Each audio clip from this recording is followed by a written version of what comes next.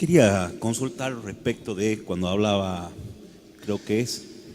¿cómo es tu nombre? El mío, Andrés Edelstein. Andrés.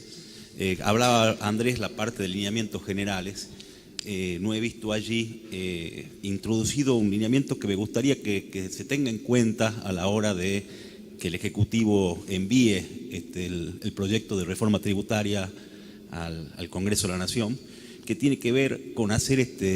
un país armónico en sus regiones. O sea, si uno considera la presión tributaria, quizás la total, da este número que hablaban, digamos, de 31, 32% respecto de, teniendo en cuenta la recaudación total respecto de el Producto Bruto Nacional. Ahora, cuando tienen en cuenta el Producto Bruto Geográfico, es posible que hayan regiones en el país, al tener un Producto Bruto reducido, la base menor, es decir, la presión tributaria respecto de lo que se produce sea mucho más alta. Esto pasa que, en definitiva, haya una presión muy alta respecto de regiones que están rezagadas en Argentina y que si vía tributaria no le damos un aliciente para que se realicen inversiones allí, muy difícilmente esto se produzca. Es decir,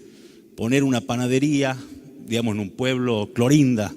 de Formosa, seguramente no es lo mismo que ponerla aquí en Barrio Norte o a la vuelta del Obelisco, y entonces si la presión tributaria es la misma, es decir, los componentes tributarios en ganancias, en IVA, en todas las cosas son lo mismo, entonces la inversión se canaliza hacia donde ya se realizan las inversiones, la mayoría de las inversiones en Argentina, y no hacia otras zonas que además, por cada peso invertido, quizás el potencial de desarrollo sea mucho mayor, porque la contribución marginal de esa inversión, al estar tan alicaída el desarrollo, se pueda producir mucho más fuerte y entonces el conjunto de la Argentina gane,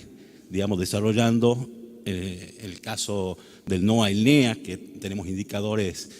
muy por debajo de la media nacional, y entonces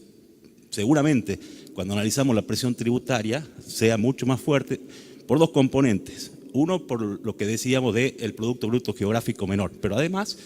porque siendo la composición tributaria total muy fuerte en bienes de consumo y servicios, los bienes y consumos, los bienes y servicios en esas regiones son mucho más caros que acá, porque está el componente del flete, que sobre eso se le carga impuesto. Entonces,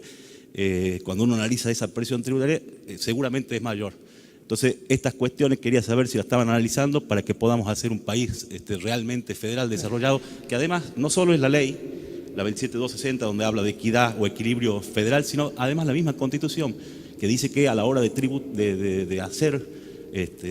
sistema tributario el Congreso de la Nación tenga en cuenta el desarrollo equitativo del conjunto de la Argentina. Gracias. Bueno, muchas gracias por la observación y sí, en parte está contenido dentro de este postulado de equidad. Por el otro lado surge, y bienvenido el punto y lo tendremos en cuenta, el tema de las distintas realidades en las regiones, como todo promedio tiene sus deficiencias, ¿no? Cuando uno mira 32%, obviamente es un promedio, de hay quienes están, o regiones por arriba, por debajo de ella, simplemente un indicador más, pero hay que atender obviamente la situación particular de cada región y de cada sector.